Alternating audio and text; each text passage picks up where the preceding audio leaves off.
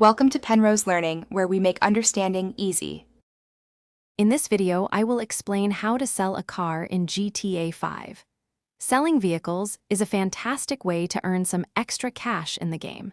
We will cover the essential steps, from finding the right buyer to understanding which cars fetch the best prices. Get ready to turn those wheels into cold, hard currency with our easy-to-follow guide.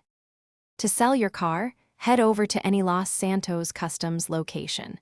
You can easily spot these on your map by looking for the blue spray can icon. Simply drive the vehicle you wish to sell directly into the garage bay. Once inside, select the sell option from the menu. It's a straightforward process to get your money for that ride.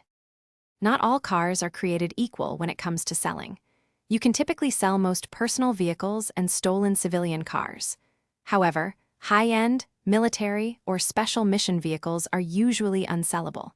There's also a cooldown period. You can only sell one vehicle every 48 minutes of real-world time, which is one in-game day. To maximize your profit, always sell cars with minimal damage. A pristine vehicle fetches a better price.